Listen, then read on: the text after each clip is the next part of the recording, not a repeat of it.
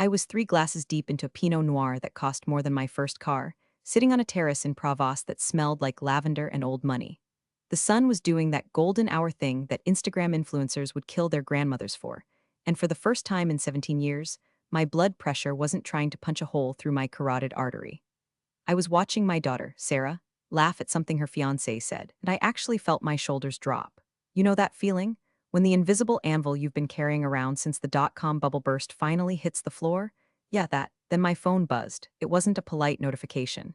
It was the angry, insistent vibration of a device possessed by a demon with an MBA. I looked down. 17 Slack notifications, 2 voicemails, and then, screen lit up with a face that made me want to gargle broken glass. Bradley VP Ops. Bradley, the owner's son, a man who thought the cloud was actual water vapor and whose only qualification for running a data center was that he once set up a Roku without calling Geek Squad. I let it ring. I took a sip of wine. It tasted like freedom. The phone stopped, then it started again immediately. Mom, aren't you going to get that? Sarah asked, looking concerned. She knows the drill. She knows that mom is an operations engineer actually translates to mom is the only reason the internet doesn't melt in a 3-state radius. Nope, I said, popping a grape into my mouth. I'm on tow, paid time off. The O is the most important part. But the buzzing didn't stop. It was vibrating against the antique wrought iron table like an angry hornet. I sighed, the kind of heavy, soul-deep sigh that usually precedes a murder charge, and picked it up. Hello, Bradley, I said, my voice dead flat. Get back from Europe or you're fired. His voice cracked. He was screaming so loud I had to pull the phone away from my ear. I could hear the background noise, the distinct high-pitched whine of server fans ramping up to maximum RPM. It's a sound I know better than my own heartbeat. It's the sound of a system screaming for help. Bradley, I said, keeping my voice dangerously calm. I am 4,000 miles away. I am at my daughter's engagement party. I submitted this time off 6 months ago. Your father approved it. I don't care what dad did. The dashboard is red. Everything is red. You need to log in and fix the flow rates or you're done. Pack your desk. Now, before I tell you how I systematically dismantled a multimillion-dollar company using nothing but silence and a secure shell protocol, do me a solid. Hit that subscribe button and drop a like. Seriously, it helps the algorithm, and since I might be legally unhireable after this story gets out, I could use the morale boost. Okay, back to the carnage. Bradley, I said, swirling my wine, I can't log in. What do you mean you can't? You have the laptop. I do, I admitted. But you revoked my admin privileges yesterday, remember? You said, and I quote, we need to pivot to a more agile, youth-oriented hierarchy. You gave my keys to that intern, Kyle, the one who thinks Python is a snake. Kyle is crying in the bathroom. Fix IT, I can't fix what I don't have access to, Brad. You wanted me out of the loop, I'm out of the loop. Then get on a plane. If you aren't here in 12 hours, you are terminated for cause. Insubordination, sabotage, the accusation hung in the air, mixing with the scent of lavender. Sabotage, he wanted to talk about sabotage. I looked at the vineyard. I looked at my daughter, who was looking at me with that please, don't work on vacation face. I thought about the last decade. The missed birthdays because a cooling loop sprung a leak at 3 a.m. The Christmas mornings spent on conference calls because a firmware update bricked the storage array. The fact that my hair was graying because I was the only thing standing between this company and a thermal meltdown. And this 26-year-old with a spray tan and a degree in business ethics was screaming at me like I was the help. Something inside me snapped, not a loud snap. A quiet metallic click like a lock engaging. Okay, Bradley, I said softly. Okay, what? You're coming back? No, I said. Okay, I'm fired. You want to terminate me? Consider it done. I just logged out of everything. Slack, email, the VPN, everything. Wait, what? You can't just, I just did. You have about 20 minutes before the data center cooling resets to its default 0 state. That's a safety feature I wrote to prevent unauthorized tampering. Since I'm no longer an employee, I can't authorize the override. Tell your dad to buy fire extinguishers. Good luck, Bradley. I hung up. I didn't just hang up, I powered the phone down. I dropped it into my purse like it was a loaded gun I'd just emptied. Sarah looked at me, eyes wide. Mom, is everything okay? I smiled. A real smile. The kind that shows teeth. Everything is perfect, sweetie. Pass the brie. But in my head, I was already counting down. 19 minutes and 45 seconds until the temperature inside Sector 4 hit 90 degrees. To understand why I was willing to let a server farm worth more than the GDP of a small island nation melt into slag, you have to understand Bradley. Bradley didn't walk into the office. He strutted. He was the CEO's son, fresh out of an MBA program that apparently taught him that disruption meant firing everyone who knows how the lights work. He showed up 3 months ago, wearing a suit that cost more than my annual mortgage payments and smelling like aggressive cologne and unearned confidence. The first meeting was a bloodbath. He gathered the entire operations team in the glass-walled conference room. I sat in the back, nursing my third coffee, holding a notepad that contained the intricate, fragile schematic of our custom cooling loops. Our data center is unique. It's an older facility, retrofitted with high-density blades that run hot, like cook an egg on the chassis hot. I had spent 10 years tweaking the HVAC logic, writing custom scripts that balanced airflow, humidity, and coolant pressure in a delicate dance. It wasn't standard, it was art. Bradley stood at the front, projected a slide that just said Synergy 2.0 and pointed at me.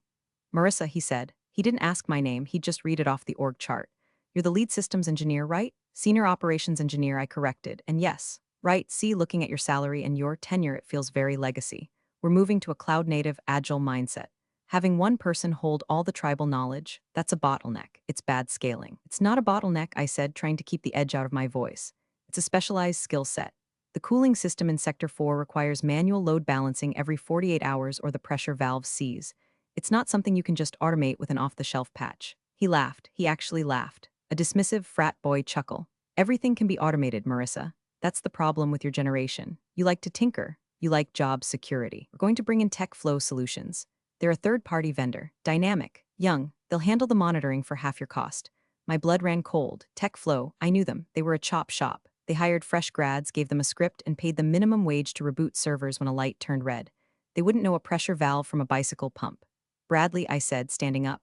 If you let Tech Flow touch the HVAC logic, you will burn this building. I'm not being metaphorical. The thermal density in the racks is critical. If the coolant stops cycling for more than 30 minutes, the halon gas triggers. If the halon triggers, the servers shut down hard. You lose data, corrupt drives, millions in SLA penalties. He waved a hand, swatting away my concerns like a gnat. You're being dramatic. This is exactly why we need new blood. You're too attached. You're emotional. Emotional. I sat down. I didn't say another word for the rest of the meeting. I watched as he demoted my two best technicians.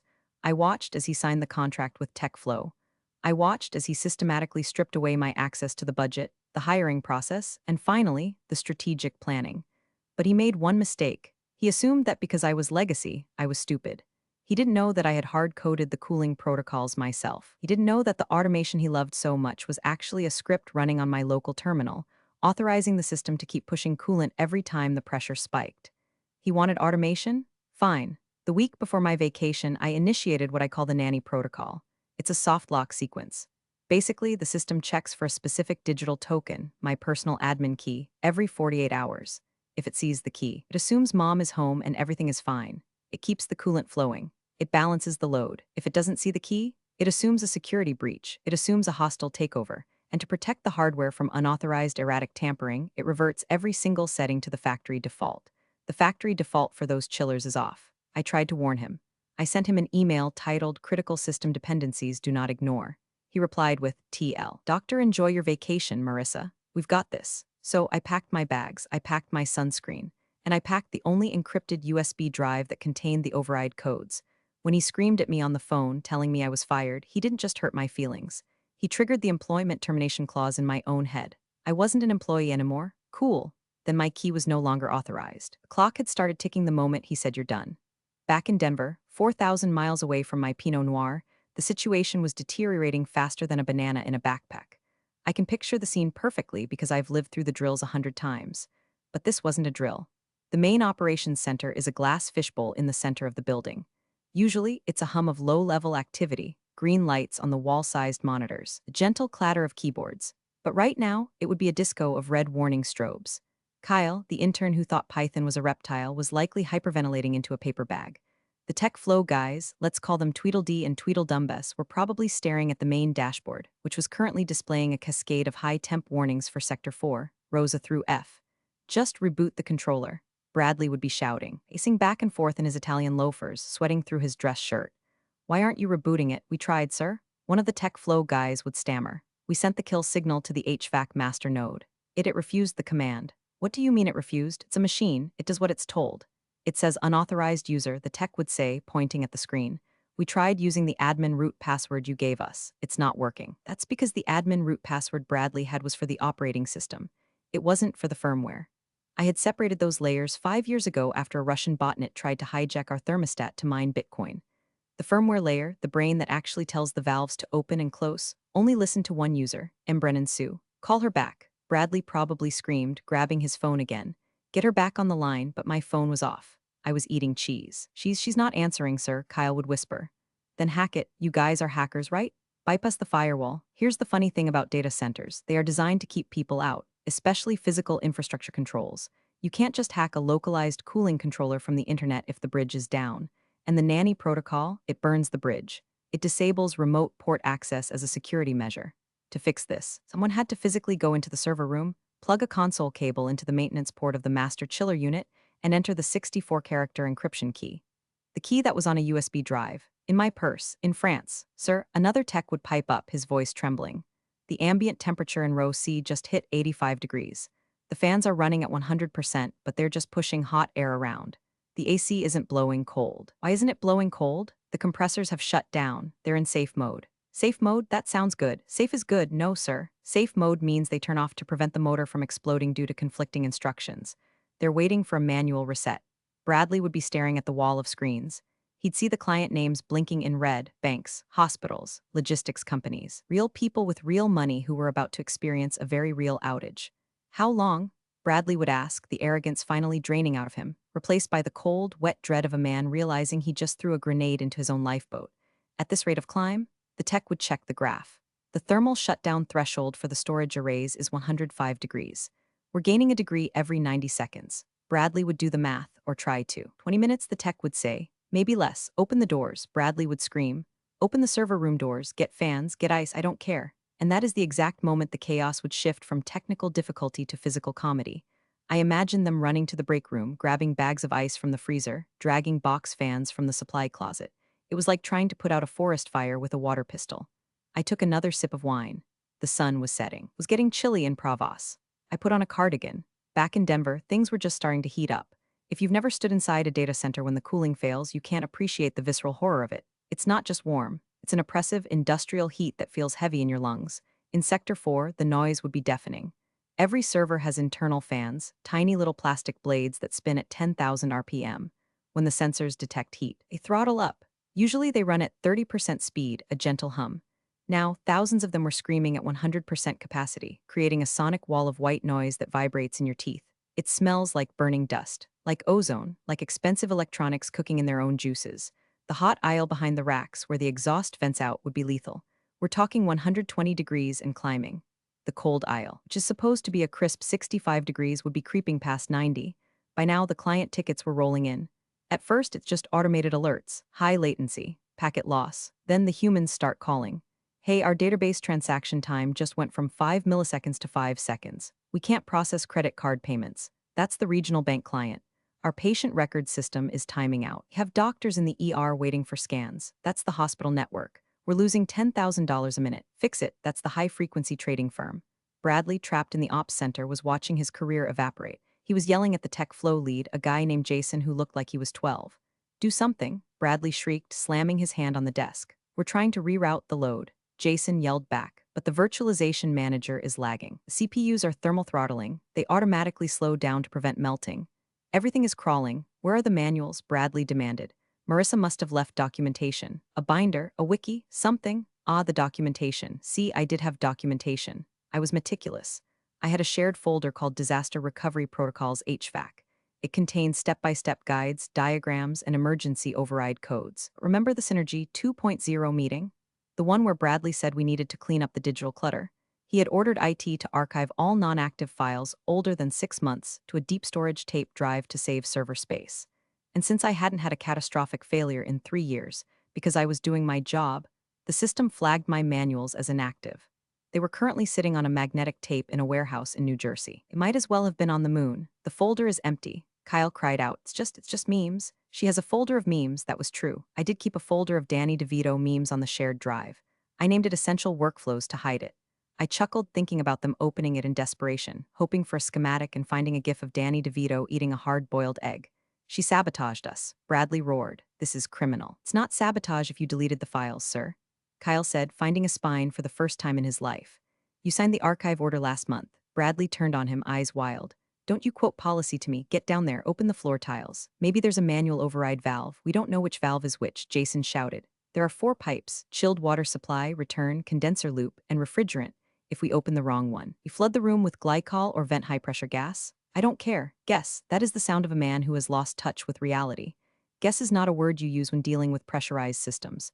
Back in France, I ordered a dessert, a crème brûlée. I cracked the caramelized sugar with my spoon. Crack. The heat in Sector 4 hit 98 degrees. The first storage array, Drive Bank 12, began to blink amber. Drive failure imminent. The smell of burning plastic was getting stronger. I wasn't completely disconnected. That would be irresponsible. I had my personal laptop, a battered ThinkPad that weighed as much as a brick and could survive a nuclear blast. I tethered it to the shaky Wi-Fi of the Airbnb. I didn't log into the corporate VPN. Bradley had killed that access, but I didn't need the VPN to see the vitals. Years ago, I had installed a separate, cellular-based sensor array, just a few Raspberry Pis with temperature probes and a cheap 4G dongle hidden behind the cable trays. I called it the Canary. It was my sanity check. When the official dashboard said everything was fine but my gut said something was wrong, the Canary told me the truth. I pulled up the terminal. The text scrolled green against black matrix style. Sensor 1, row A, 102.4 degrees F. Sensor 2, row C, 106.1 degrees F. Sensor 3, HVAC intake, 110.0 degrees F. Status. Critical. It was beautiful in a horrifying way. It was the mathematical certainty of physics taking its revenge on incompetence. I took a screenshot. I debated letting it burn, truly. I sat there, listening to the crickets chirp, and thought about the $50,000 worth of stock options that were currently vesting. If the data center melted, that stock would be worth less than the napkin under my drink. But this wasn't about money anymore. This was about the principle. It was about the fact that for 15 years, I had been the invisible janitor, wiping the ass of the infrastructure, and the moment a guy in a suit showed up, I was legacy trash. I opened a secure, encrypted messaging app. I had a group chat with the old ops team, the guys Bradley had fired or demoted.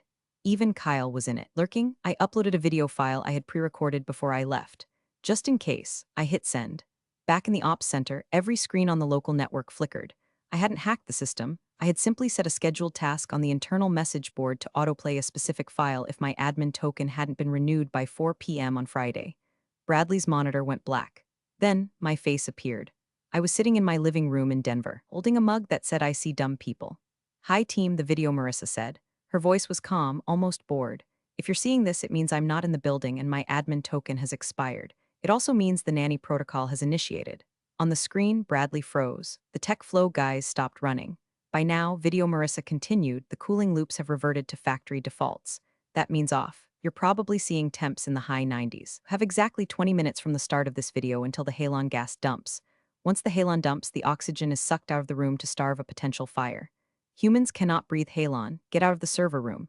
I took a sip of coffee in the video. There is no password you can guess. There is no bypass. The encryption key is on a physical USB drive. If you don't have the drive, you don't have the cooling. Video Marissa leaned into the camera. Bradley, if you're watching this, you called me legacy. You said I was redundant. Well, consider this a redundancy check. You have 18 minutes to figure out how to cool a megawatt of heat without me, or you can call your dad. The screen went black. In France, I closed my laptop. The sun was gone now. The sky was a bruised purple. Mom, Sarah said, touching my arm, you're smiling like a supervillain. I'm just enjoying the retirement party, honey, I said. 15 minutes left. The CEO, let's call him Mr. Sterling, was not a tech guy. He was a money guy. He was the kind of guy who thought bandwidth was something you negotiated over a steak dinner. But he understood one thing very well, liability. He was currently on a yacht in the Mediterranean, ironically not that far from me, entertaining investors. His phone rang. It wasn't Bradley. Bradley was too terrified to call. It was the chief legal officer, Chloe Sterling. The CEO barked, answering on the second ring. I'm in the middle of a cigar. Sir, we have a situation at the main data center, the CLO said. The fire suppression system is pre-arming. What, is there a fire? No, sir, it's heat. The cooling is down, all of it. Well, fix it. Why are you calling me? Tell Bradley to kick the machine or whatever. Bradley fired the only person who knows how to fix it, sir. There was a silence on the line, the kind of silence that costs $10,000 a second. He did what? He terminated Marissa Brennan, effective immediately. He revoked her access, and apparently the system requires her physical authorization to run the custom cooling loops. Put Bradley on. Now, back in the sweltering ops center, the phone on the conference table screamed. Bradley looked at it like it was a cobra. He picked it up with a shaking hand. D-Dad, you fired Marissa. The voice was so loud the tech flow guys heard it from across the room. She was insubordinate. She left the country. She's holding the system hostage. Bradley wailed, sounding exactly like the 6-year-old who broke a vase and blamed the cat. She didn't hold it hostage, you moron. Mr. Sterling roared. She built it. I kept her on the payroll at 20% above market rate because the insurance underwriters specifically listed her as a critical risk mitigation factor. Do you know what happens if the data center melts and our lead engineer was fired without cause by an unqualified supervisor? The insurance doesn't pay out. We are liable for everything. I didn't know, Bradley whimpered. Of course you didn't know. You didn't ask. You just walked in there swinging your dick around trying to impress the board. Dad, it's 108 degrees in the hot aisle. The drives are screaming. What do I do? You pray, Sterling said, and then you get me her number. I tried calling her. She won't pick up. That's because you're you. Text me her number. Right now. Mr. Sterling hung up. He looked at the Mediterranean Sea, dark and vast. He took a breath. He was a shark, and he recognized another shark. He knew he wasn't dealing with an employee anymore. He was dealing with a consultant, and consultants are expensive. In Pravos, my phone buzzed again. I looked at the ID.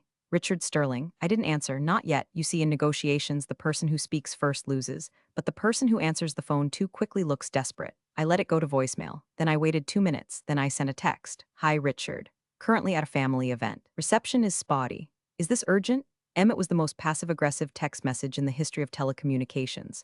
His reply came 3 seconds later. Call me, name your price. I smiled. I took another sip of wine. Mom, Sarah said, you're doing the scary face again. Just wrapping up a contract negotiation, honey, I said. Almost done. We were down to 9 minutes. The ops center was no longer an office. It was a sauna filled with panic. Ambient temperature in the room had risen to 85 degrees just from the heat leaking through the server room doors. Inside the server room, it was an oven. Warning, thermal critical. Zone 4, shutdown imminent. The automated voice was calm, which made it worse. Can we just use portable AC units? Jason, the tech flow lead, yelled. He had stripped off his uniform shirt and was wearing a sweaty undershirt. We have 2 portable units, Kyle shouted back. It produced 12,000 BTUs of cooling.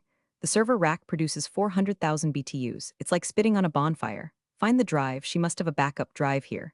Bradley was tearing apart my desk. He dumped my drawers on the floor. Pens, tampons, old stress balls, and a stash of emergency Snickers bars scattered everywhere. Found one? A tech yelled. He held up a USB stick he found taped under my monitor stand. Bradley snatched it. Plug it in, go, go, go. They ran to the console. They jammed the USB stick in. The screen flickered. Access denied. Biometric authentication required. It needs a fingerprint. The tech screamed. Whose fingerprint? Bradley demanded. Hers. It's encrypted to her hardware key. Bradley stared at the screen. He looked at his own thumb. He looked at the USB drive. For a second, I bet he considered cutting off my thumb, but I was in France, so the logistics were tricky. Bypass it? We can't. It's military-grade encryption. If we guess wrong 3 times, it wipes the drive. We have to shut it down, Kyle said quietly. Bradley, we have to pull the plug. A hard shutdown? No. Bradley grabbed Kyle by the collar. If we do a hard shutdown, the client database is corrupt. The transactional logs won't write. We lose the data. If we lose the data, the lawsuits start tomorrow morning. We have to keep it running. If we keep it running. Hardware melts? Kyle pushed him back. Look, he pointed to the glass window looking into the server room. A white mist was forming near the ceiling. Is that smoke? Bradley whispered. It's coolant vapor, Kyle said, his voice trembling. The pressure valves have blown. The glycol is boiling off. If that hits a spark, we don't just lose the data. We lose the building. The fire alarm strobe lights began to flash. No sound yet, just the lights. The silent herald of the Halon dump. 7 minutes, Kyle said. Get everyone out. Now. Bradley slumped against the console. He slid down until he was sitting on the floor, surrounded by my old Snickers bars. He looked small. He looked like a boy wearing his daddy's suit. I'm ruined, he whispered. My phone buzzed again. Richard Sterling. I looked at the time. 7 minutes to meltdown. I picked up the phone. Hello, Richard, I said. Lovely evening for a chat. Fix it, Sterling snarled. I don't care what he did. Fix it? I can't, Richard. I'm fired. I'm just a tourist. If I touch your systems, that's a violation of the Computer Fraud and Abuse Act. I could go to federal prison. Bradley made that very clear. I am rehiring you, he shouted. Right now you are rehired. I don't want my old job back, I said, picking at a loose thread on the tablecloth. The management is terrible. The VP of Ops is a liability. He's gone, Sterling said instantly. I'm firing him. I'm moving him to the mailroom. No, the warehouse in Alaska. Good start, I said, but not enough. What do you want, Marissa? 20% raise? Double vacation? I want a consulting contract, I said. External. Independent. My rate is $500 an hour with a minimum retainer of 1 year paid upfront. Also, I want the title of interim CTO until you find someone who knows what a server actually looks like. And a full apology from Bradley, written, signed, and notarized, admitting to gross incompetence to be kept in my personal file in case you ever try to screw me on severance again. Done, Sterling said. I'll wire the retainer. Now fix it. Money first, Richard. You know how banks are. Wire transfer confirmation number. Then I type, you are extortionate, I'm essential. There's a difference. Supply and demand, Richard. Isn't that what you taught your son? Heard him fumbling with another phone. I heard him shouting at his banker. 4 minutes, I heard Kyle scream in the background of the other line. Sterling must have been patched into the ops room. Sent, Sterling yelled. Confirmation number 8809 Alpha Tango. It's in your account, $200,000. Now save my company. I checked my banking app. It spun for a second. Then green numbers appeared. Pleasure doing business with you, I said. I opened my laptop. Okay. I said to the air, let's turn down the heat. I didn't need the USB drive in Denver. That was a decoy, something you have factor for the junior techs to chase. The real master key was a 4096-bit RSA token stored on my UBI key, which was currently plugged into my laptop in France. I opened the terminal. I connected to the satellite backdoor. User, Mbrennen Su, password, 2fa touch UBI key. Access granted. I typed one command. Sudo / etc / hvac / emergency override sh reset force. I hit enter. It took 3 seconds for the signal to bounce off a satellite, travel across the Atlantic, pierce the firewall of the Denver data center, and tell the master controller to wake the hell up. In Denver, the silence broke. The first sound was a heavy metallic thunk. That was the main compressor clutch engaging. Then, the roar. Not the high-pitched scream of the tiny server fans, but the deep, chest-rattling bass of the industrial chillers kicking in. It sounded like a jet engine starting up in a library. Cold air, blessed, freezing air, blasted out of the floor vents in the data center. It hit the 110-degree fog like a hammer.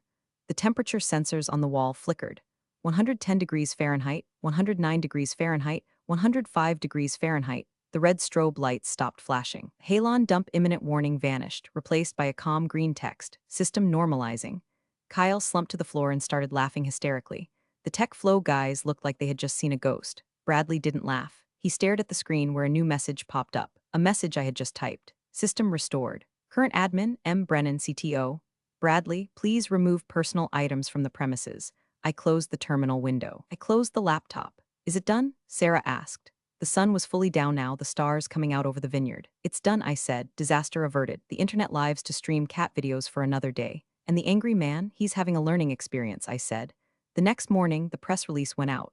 Marissa Brennan appointed interim CTO, strategic restructuring of the operations department. Bradley was escorted out of the building by security. Rumor has it he's now managing a frozen yogurt stand in Dayton. I hope he remembers to check the freezer temps.